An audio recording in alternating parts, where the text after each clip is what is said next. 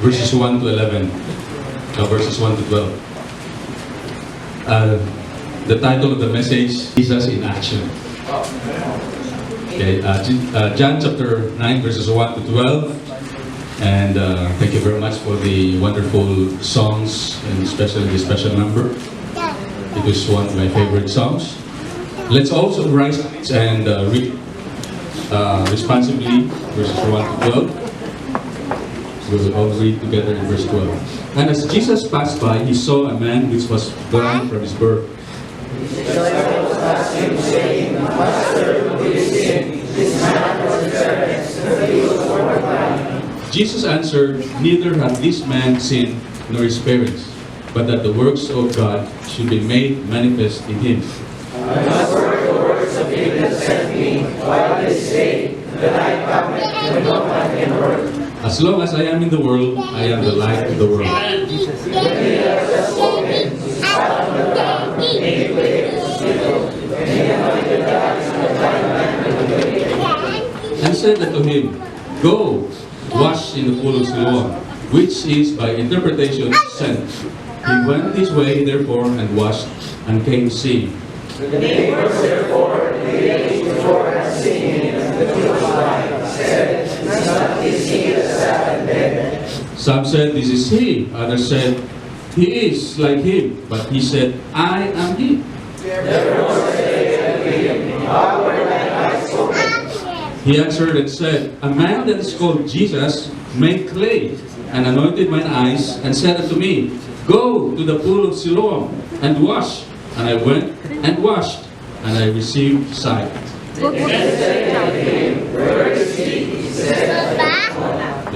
So this is Jesus in action. Let me just give you quickly the main points, and then we can go home. So number 1, in verse 1, Jesus sees. Okay, nakita niya po yung blind man. Number 2, Jesus speaks. Okay, meron siyang sinabi tungkol doon. Number 3, Jesus shines. Okay, he's the light of the world. Number 4, Jesus speaks. Oh, Jesus speaks. Speaks. Make clay. And number 5, Jesus sends. Amen? Amen tayo?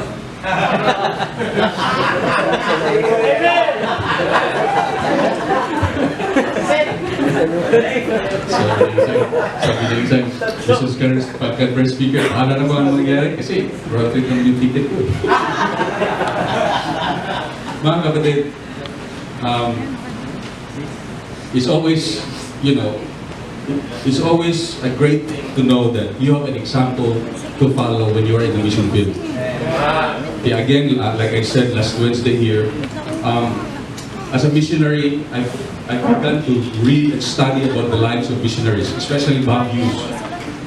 Okay, and then many times in our decisions in the mission field, especially major decisions, we always remember what this missionary did or what this, what they did. But the greatest thing about this is we have Jesus in the Bible, amen. He is the greatest missionary of all. And here he is in action. John chapter 7, John chapter 8, Jesus went, okay, actually, ayaw pa niyang pumunta. Sabi ng mga brothers niya na unbelievers pa during the time, pumunta ka na, para sisikat ka doon. Sabi di pa, that's the main time yet. But then, it was probably the Feast of the Tabernacle. Okay, 7 and 8. Then chapter 8, do you remember yung confrontation to the point na sinabi ni Lord Jesus, you are of your father the devil. Remember 8:44? And the last of your father you will do. Ganun katindi yung confrontation ba? At the end part of chapter 8, talagang gusto na nilang batuhin lang yung kasi sa Subano. They wanted to stone Jesus. In verse 59, then took they up stones to cast at him, but Jesus hid himself. What an irony, no? The maker, the creator of the universe now seems to be inferior. And many times in his life, he seemed to be inferior. He seemed to be this, hindi siya yung, kung sa Cebuano pa na, sa bulang sa ba, inilog ba? Saan inilog sa Tagalog? Tiniis na tiis. Sa sabong ba? Sa sabong, inilog ba? Yamado? Hindi, si Jesus Christ ay parang, ano siya eh, underdog siya eh. Dihado? Underdog. Underdog. Si Jesus Christ. Sa Cebuano, yung upper hand, inilog, yung paborito sa lahat ba? Yamado. Tapos dihado. Spanish yata yan. So here's one example where Jesus, he's the master of the universe, he's the creator, and then here he is, he hid himself and went out of the temple, going to the midst of them, and so passed by. And many times in our missionary life, this happens. That's right. And you are tempted to have self-pity. Lord, sabi mo, tinawag mo kami dito. Sabi mo, you are going to provide. Sabi mo, you are going to be here with us. Where are you now, Lord? Okay? And you seem like, siguro, ito na. Panahon na umuwi. Anyway, meron na ako isang prutas. Meron na ako isang, ganun ba? Ganun ang mga attitudes ba? It happens. But you know what? In chapter 9, look at the very first word in chapter 9. And. Oh, may continuation pa pala. Hindi pa tapos. Mga kapatid, to tell you honestly, okay, a confession, and I guess you've heard many times such confession by missionaries. Because like mga Bible students, tatanungin nila kami, were there times in your missionary life that you wanted to quit? Anong paborito na nila? Almost every day gusto may mag-quit. Right. Siguro yung iba na verse every month. Siguro yung iba almost every year. Okay? It's like, tapos na to? Okay? Hindi na kami bibigyan ng visa. Wala kaming pera pag visa. Ito na yun. Sign ito ng Panginoon na uwi na kami. And as Jesus passed by, hindi pa pala tapos. Amen? As Jesus passed by, he saw a man. Mga kapatid, we sold our car. Okay? Testimony ko pa. Bumalik po kami sa dati naming motor. Sabi ko, hirap talaga ng kulang support. Kasi nag-start kami ng school. And ang laki ng kailangan sa school na pera. We have to abono ba yung Tagalog? Abono, hanggang we have to sell a car. Balik kami sa dati motor. Ito na siguro, mamamatay na kami dito. Yeah. Every day, 5 people die of accident. Okay.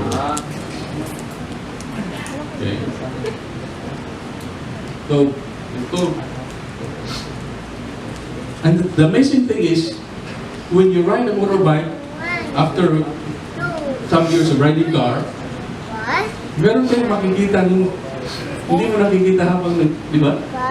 Nagmumotor ka, madadaanan mo yung mga daan na medyo masikip ba na ayaw mong dumandang pa ng car. Mga kapatid, ang daming pinakita ang Panginoon sa atin.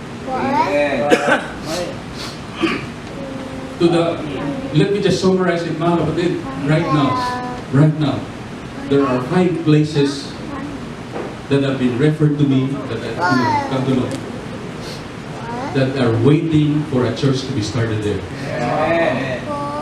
Mga kapatid, sino bang tutulong sa akin? Pwede na mag-invite tayo, invitation tayo ngayon para tapos na. Mag-uuna naman kayo. Paborito yan ang statement ni Pastor Gwen. Mag-amen mo kayo. I cannot do it myself, alone. I need some backup. Okay. I need some backup. Jesus sees a man which was blind from his birth. And, going back to our respective lives, okay, we were blind, amen? But thank God, He found us. Amen. We probably were not looking for Him. Yeah. We were enjoying our sinful life. Right. But one day, God found you. Amen. He saw you. He saw a man which was blind from his birth. And the thing is, yung mga disciples, na medyo kulang pa yung nila, understanding, they wanted to talk about sinong dahilan. Okay? Mga kapatid, sa mission field, you don't need to ask sinong dahilan. Okay. Sa Cambodia, hindi na tayo lang, bakit tanong ko sa Cambodia? Hindi, that's already given. That's already happened. The important thing is, these people need to know the Lord Jesus Christ. His disciples asked him, saying, Master, who did save this man or his parents? Blaming game. To the point na pati missionary, mas missionary na naghihirap kasi meron blaming game. Number 2, Jesus speaks. Napasilent sila lahat. Iba yung hindi sumagot si Jesus. Ginigyan si Jesus ng word. Verse 5, Jesus shines. As long as I am in the world, I am the light of the world. That's right. Woo. Thank God. When He saved us, jars of clay, earthen vessels. But you know what? We can bear that light and make it shine. Amen? Thank God that in Cambodia, even if we feel so inadequate, even if, ang dami kong reasons, like I said, I told you this morning, ang dami kong reasons bakit hindi ako pwede dyan. Okay? But you know what? We went there, we studied the language. By the way, ang language po ng Cambodia, ang hirap pag-aralan dahil pati yung written language nila, iba talaga. Di ba? How many of you have seen the Cambodian letters? Okay? Atin-atin lang ito ha. Nakinig ko sa Cambodian letters, parang mga, ano yung sa Tagalog yung mati? Walaki. Ganun-ganun. Ano din? Tapos yung salita nila, pag hindi ka tumitingin sa kala, ang akala mo, parang, ano yung sa Tagalog yung muhok, Pastor?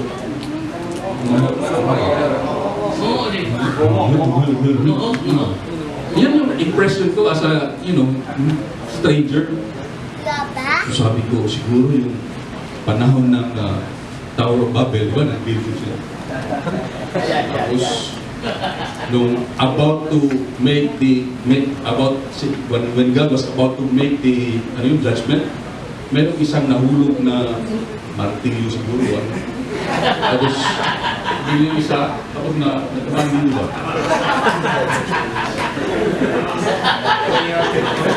Tapos, pronounce ang Panginoon ng judgment. Lahat kayo, magkakaibang language. Ganun yung pronunciation niya.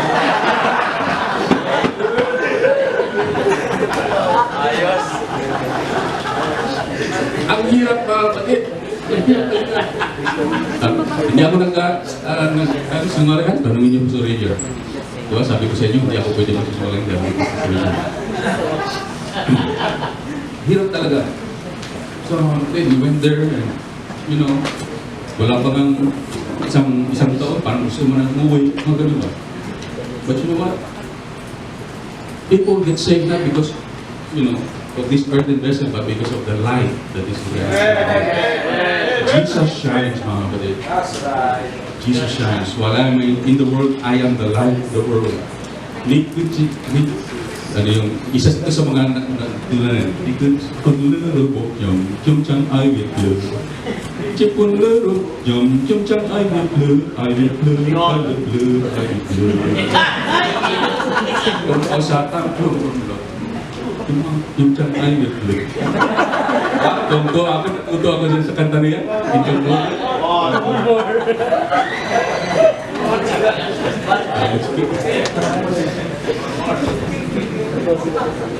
Mas lagi.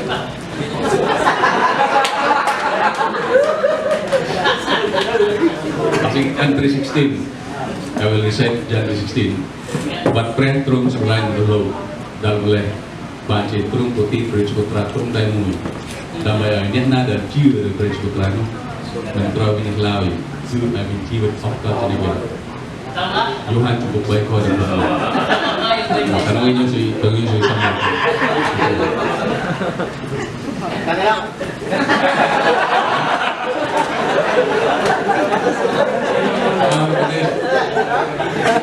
God's word will never fail. When you go to the mission field, bring the Bible.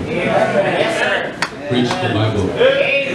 He did not send us there to start hospitals. He did not send us there to start orphanages. He did not send us there to start any other institution. He sent us there to start churches. Because He is the light of the world. Verse 6. When He had thus spoken, He spat on the ground and made clay of the spittle. And He anointed the eyes of the blind man with the clay. Mga kapatid, there are times in our lives when He does something unpleasant. Okay? In fact, parang marumi, no? Parang marumi. Have you experienced that in your life? Parang, ano ba itong ginagawa ng Panginoon sa buhay? And as a nation, the nation of Cambodia, mga kapatid, I guess you heard the story. What he did in Cambodia was totally a mess. Okay? He allowed Pol Pot to reign for 3-4 years. Kumbaga, kung sa agriculture yung pinaararo mo, kung sa bisibuan pa, ibungkal mo na ba?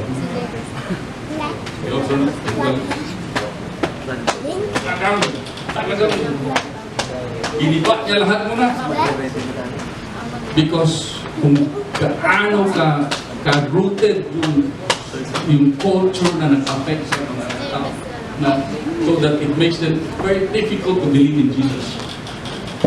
Pinapa-detach mo na sila sa culture nila, sa religion nila. That's how God does in our lives. He made spittle. Okay? And this is unique because in some other places where when He healed some other people, He did not do this. But you know what? It's also true. God does work in many different ways in our lives. Right.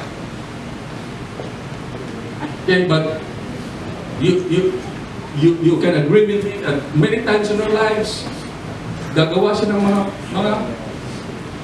have you seen a woman na yung misis ko, yung nanganak siya, doon kami sa parang bahay lang ba, yung midwife lang. Pinadala ko ng old clothes. Pinadala ko ng old clothes ng misis ko. Yung sabi ng midwife, bakit? Kasi kailangan natin ng pampunas at saka pambalot ng placenta. Ano yung Tagalog placenta? Ang nakuha kong damit, hindi old clothes, nagamit si Mrs. Pero yun na yun, nagamit ko eh. Messy. It's messy, but you know what? After the mess, something great is going to happen. A big blessing is coming, amen? Just like a construction site is so much a mess. But you have to bear it. Metro Manila, there's so much construction, there's so much road construction going on. It's a mess, but people understand that after the mess, something great is going to happen. So the blind man, mga kapatid, the blind man, hindi school, ewan ko, nalaman niya na spittle yung clay. We have a young man in our fellowship of pastors. There was this young man na galing kay Pastor Bruce Maki, napunta kay Pastor Mike, nag-aral ng Bible College. Mga kapatid, pasaway. Pasaway talaga. Sabi ni Pastor Mike, ito yung description ni Pastor Mike, ha? Tinanong ko si Pastor Mike, sabi ni Pastor Mike, Brad, alam mo Brad, ito ang feeling ko sa tao yun. Gusto kong hawakan yung buhok niya, tapos ikalagkad ko yung mukha niya sa... Para ang bait-bait sa harap mo. Pagkagabi, bibili ng alak. Ang ulit na galit sa pasaway. Hanggang nawala sa galit natin. We did not hear about him. Hanggang one time we were looking for a place to do conference. Mga kapatid, sabi na isang church member ko, Pastor, meron akong kilala, nasa City Hall. Imit ko yun. Meron, ano yun? Mga kapatid, nung lumit ko siya, kasi nakalimutan ko rin, wala na siyang book eh. Ito tumanda ba kung ito? Last year's old, sabi niya. Wala yung mahawak. Sabi niya, sabi niya, Pastor Paul! You know, oh, okay. Ang bihira mga kapatid, si Lai Subhib. Dr. Lai Subhib na ngayon. Nakasakay ng Land Cruiser na latest version. Pastor, I don't believe what happened to me. Yung sinabi ko itong God made a mess in his life, God made a mess in his life. To the point na muntik na siyang patayin. Okay, yung kasama niya, pinatay na, binaril na, yung kasama binaril na, siya na lang, naka-boxer shorts na lang siya, pinalatan siya, parang, ganun daw yung balang, piyung! And then siya, in the middle of nowhere, ang stream na lang, ang parang malit na river brook na lang, ang sinunod niya kung saan ito mga karating. Mga kapatid, now he supports scholarship for 5,000 students in Phnom Penh. 5,000 students in Phnom Penh. He owns 3 universities, maliit lang na university. He owns this leadership institute. He is renting this building kasi pinapatay pa niya yung lugar niya. Then he shared this vision. Sabi niya, Pastor, I still believe in the Bible. I am still a Bible Baptist guy. Amen. Every day I read the Bible, one chapter. Before I make decisions, I work in the City Hall. I hold 9 dry seals. Alam niyo yung dry seal? Ano yung ibig sabihin ko? Any major decision sa City Hall, 9 doon sa kanya dadaan. Okay? Sa kanya dadaan. Yeah. Sabi niya, Pastor, my dream is every Cambodia. Kasi dadaan sila dito, magte-training sila. Every businessman in Cambodia will hear the gospel of the Lord Jesus Christ. Sabi niya, Pastor, pwede ba kayo ang mag-preach?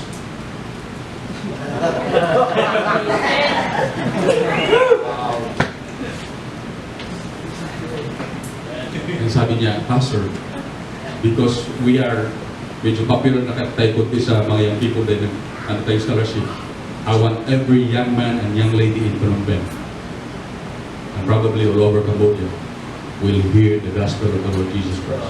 Amen. Amen.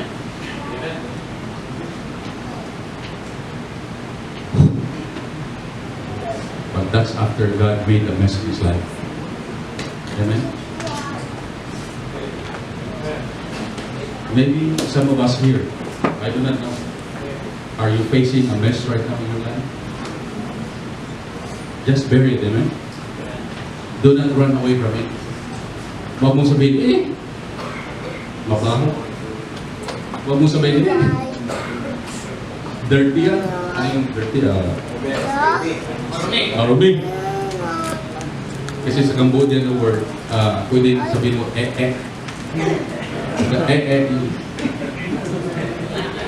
Ano ba? Red. Kapatid? Iisip natin yun, eh? Dura yan ni Jesus Christ. Maruming.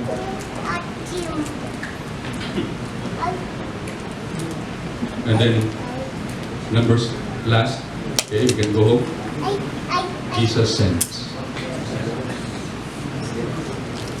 Verse 7, and he said unto them, go, wash in the Holy Flow. You know what? The healing will not happen unless he goes. What is the going there? What is the going there has to do with? The going is a representative of his faith. Amen? Going means I believe. If you don't go, kahit gaano ka pa magaling mag-praise dito, Correct. kahit gaano ka pa ka-eloquent mag-praise sa Panginoon, if you do not go when God tells you to go, walang mangyayari sa buhay.